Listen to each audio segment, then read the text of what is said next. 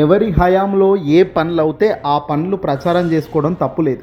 కానీ మన హయాంలో జరగనివి, మన హయాంలో అసలు రూపకల్పన లేని అంశాలు మనం డబ్బా కొట్టుకుంటా అంటేనే ప్రజల ముందు మనం చులకన భావం అయిపోతాం.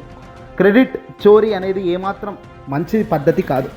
కానీ ఆంధ్రప్రదేశ్లో ముఖ్యమంత్రిగా చంద్రబాబు నాయుడు గారు తాను అధికారంలోకి వచ్చిన నాటి నుంచి నేటి వరకు తాను చెప్పే ప్రతి మాట నిజంగా బయటికి లోపటికి చాలా తేడా ఉంటుంది. తాజాగా భోగాపురం ఎయిర్పోర్ట్ ప్రారంభోత్సవం నేపథ్యంలో చంద్రబాబు క్రెడిట్ చోరీపై అడ్డంగా ఇప్పుడు పెద్ద ఎత్తున చర్చ జరుగుతోంది. హైదరాబాదును నేనే కట్టేశా, సెల్ ఫోన్ను నేనే కనిపెట్టా, విశాఖకు గూగుల్ డేటా సెంటర్ నేనే తెచ్చుకున్నానంటూ డబ్బాలు కొట్టుకున్న చంద్రబాబు నాయుడు గారు తాజాగా భోగాపురం అంతర్జాతీయ విమానాశ్రయాన్ని కూడా తన ఖాతాల్లో వేసుకునే ప్రయత్నం చేస్తూ అడ్డంగా ఇప్పుడు దొరికిపోయారు. 2023 మే 3వ తారీఖున భోగాపురం అంతర్జాతీయ విమానాశ్రయానికి వైఎస్ఆర్సీపీ పార్టీ హయాంలో ఉన్న జగన్మోహన్ రెడ్డి గారు శంకుస్థాపన చేశారు. అన్ని అనుమతులతో పనులు ప్రారంభానికి శ్రీకారం చుట్టారు. విమానాశ్రయం నిర్మాణానికి ఉన్న అన్ని అడ్డంకులను ఆయన అధిగమించి ముందుకు వెళ్ళారు. అయితే ఈ క్రెడిట్ అంతా వైఎస్ జగన్కు ఎక్కడ దక్కుతుందోనని ఎల్లో గ్యాంగ్ పెద్ద ఎత్తున దుష్ప్రచారం మొదలుపెట్టింది. నిజంగా ఒకరి హయాంలో మంచి జరిగితే ఆ మంచి జరిగింది వాళ్ళ హయాంలోనే అని ఎందుకు చెబితే ఏమవుతుంది? ఇంత దారుణంగా ప్రతి అబద్ధాన్ని మన ఖాతాలో వేసుకున్నంత మాత్రాన మనం గొప్పవాళ్ళం అవుతామా? ఇక్కడే నిజాలు కళ్ళ ముందు కనబడుతున్నా తెలియనట్టు అబద్ధాలు ఆడడంలో వాళ్ళు దిట్ట. కళ్ళ ముందు కనబడుతున్న నిజాలు దాచి ఎల్లో ముఠ అబద్ధాలను ప్రచారం చేస్తోంది. ప్రజలు నమ్మేస్తారులే అన్న భ్రమలో ఇదే భ్రమలో విషం కక్కుతున్నారు. సంక్షేమం అభివృద్ధిని పక్కన పెట్టి వైఎస్ జగన్కు వ్యతిరేకంగా తప్పుడు ప్రచారం చేయడమే పనిగా చంద్రబాబు సర్కార్ పెట్టుకుంటూ ముందుకెళ్తుంది. జగన్ ప్రభుత్వ అధికారంలోకి వచ్చిన తర్వాత భోగాపురం విమానాశ్రయానికి సంబంధించిన భూసేకరణను సంబంధించి ఆయన పూర్తి ఫోకస్ పెట్టారు. కోర్టు వివాదాలు కేసుల్ని పరిష్కరించడంతో పాటు భూసేకరణను 2750.78 ఎకరాలకు కుదిరించి భూ నిర్వాసితులకు R&R కాలనీలు నిర్మించి పునరావాసం కల్పించారు.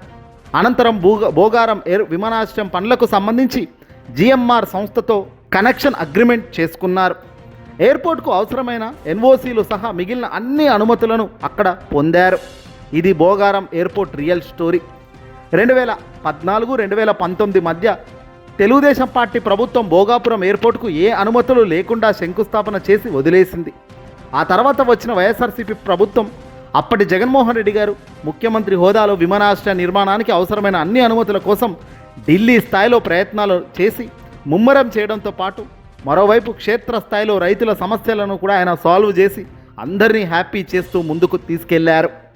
భూమి పరిస్థితి బట్టి ఎకరాకు 28 లక్షల నుంచి 36 లక్షల వరకు పరిహారం చెల్లించారు.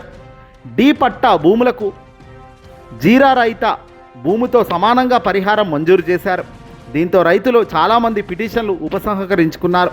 మిగతా వాటిని అన్నిటినీ సర్వోన్నత న్యాయస్థానం పరిష్కారం చేసింది. విమానాశ్రయ నిర్వహణకు ఇతర అనుబంధ కార్యక్రమాలకు 2750 ఎకరాల సరిపోతాయని జగన్ ప్రభుత్వం నిర్ణయించింది. అందులో 422.69 ఎకరాల ప్రభుత్వ భూమి కూడా ఉంది.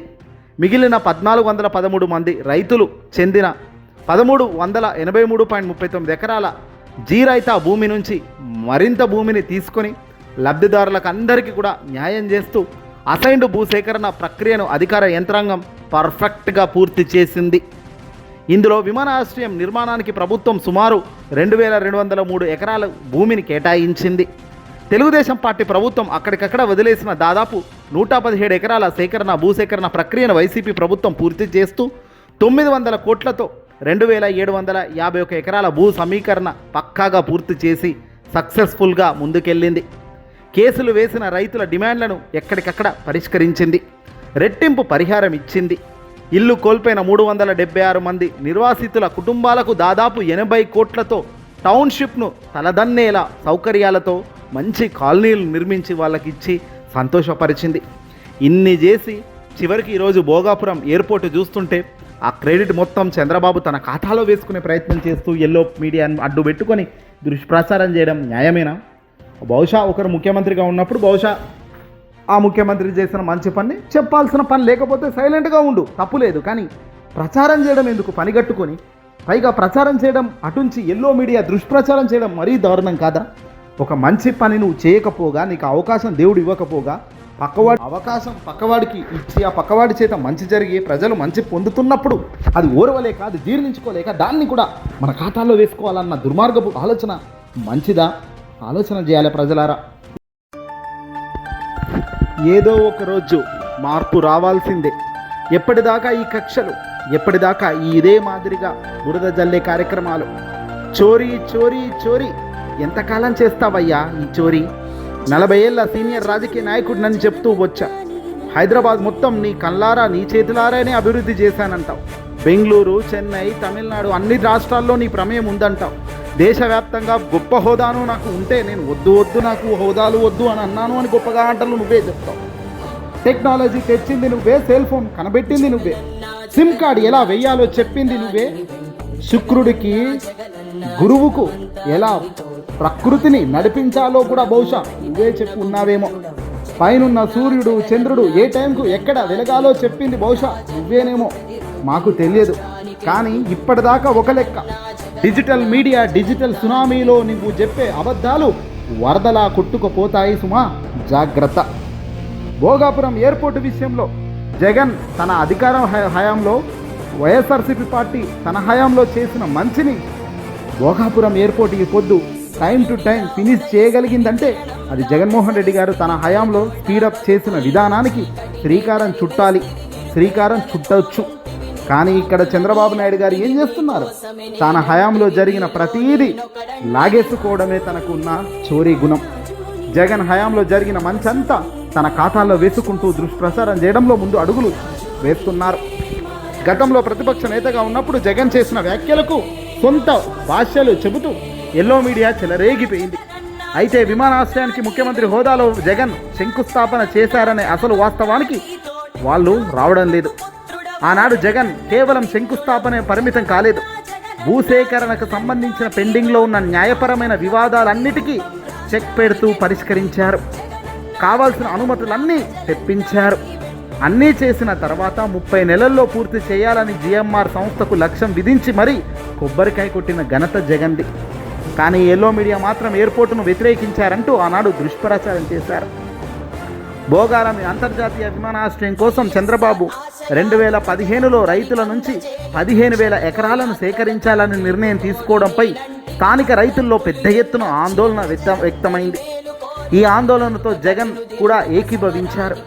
అంతర్జాతీయ ఎయిర్పోర్టుకు అన్నెకరాల భూమి ఎందుకయ్యా అంటూ నిలదీశారు.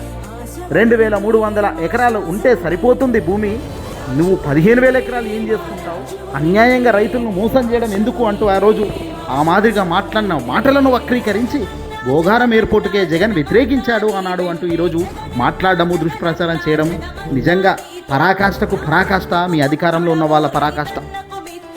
చెన్నై ఎయిర్పోర్ట్ ఎన్ని ఎకరాల్లో ఉంది, ఢిల్లీ ఎయిర్పోర్ట్ ఎన్ని ఎకరాల్లో ఉంది అని ఆనాడు జగన్ ప్రశ్నించాడు, రైతుల పక్షాన నిలబడ్డాడు. చివరకు చంద్రబాబు ప్రభుత్వం సేకరించాల్సిన భూమిని తొలుత 6,000 ఎకరాలకు, ఆ తర్వాత 2,700 ఎకరాలకు కుదించుకుంటూ వచ్చింది.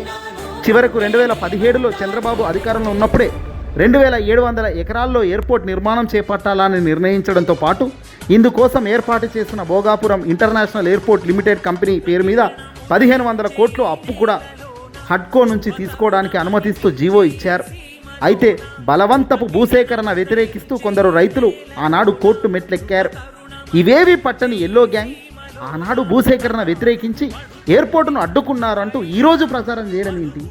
ఇక ఇదంతా ముగిసి 2019లో జగన్ తన అధికారంలోకి వచ్చిన తర్వాత 2,600 చిల్లర ఎకరాల్లో దీన్ని కుదించి పక్కా ప్లాన్తో రైతులకు ఏం కావాలా, ఆ భూములు ఉన్న రైతులకు ఎంత ఎకరాలు ఎంత డబ్బు ఇస్తే వాళ్ళు సంతోషపడతారు అనేది లెక్కలతో సహా పర్ఫెక్ట్గా అనాలిసిస్ చేయించిన అనంతరం భూములు ఆ రైతులు ఆనందంగా ఇచ్చేలా భూములు తీసుకొని కోర్టు సమస్యలన్నిటినీ చెక్ చేసుకుంటూ ఎక్కడికక్కడ పునిస్టాప్ పెట్టిన అనంతరం జగన్ విమానాశ్రయం పూర్తిగా ఫినిష్ చేస్తూ ముందుకు అడుగులు వేశారు. ఈరోజు కేవలం ఇంత తక్కువ సమయంలోనే ఆ ఎయిర్పోర్ట్ అయ్యింది పూర్తి అంటే దానికి కారణం ఆనాడు జగన్మోహన్ రెడ్డి గారు పరిహారాలను అన్నిటినీ చకాచకా ఫినిష్ చేసి జిఎంఆర్ సంస్థకు అప్పజెప్పి వాళ్ళకు ఒక టైం లిమిట్ అనేది కూడా పెట్టడం జరిగింది. ఆనాడు 2026 చివరికల్లా భోగాపురం ఎయిర్పోర్ట్ ఫినిష్ అవ్వాలి, ప్రజలకు సర్వీస్ అందించాలి అనే లక్ష్యం ఆనాడు జగన్ ప్రజల ముందే చెప్పాడు ప్రజాసాక్షిగా. అదే అక్షర సత్యంగా ఈరోజు అమలవుతూ పోతున్నప్పుడు దీనికి సరే ఈరోజు అంటే అధికారంలో చంద్రబాబు నాయుడు గారు 2024లో కూటమితో భాగంగా అధికారంలో ఉండొచ్చేమో, తనకు జగన్ పేరు ఎత్తడం ఇష్టం లేక ఉండకపోవచ్చేమో, దానంతట మాత్రాన అన్యాయంగా ఎప్పుడుదో తెచ్చి తెలియని ప్రజలను మభ్యపెట్టడం సరికాదు. ప్రజలారా ఒకటి గుర్తుపెట్టుకోండి, మంచి ఎవడు చేసినా మంచిని గమనిస్తున్నది మాత్రం పైనున్న భగవానుడు. ఆయన ఉన్నాడు, చూస్తున్నాడు.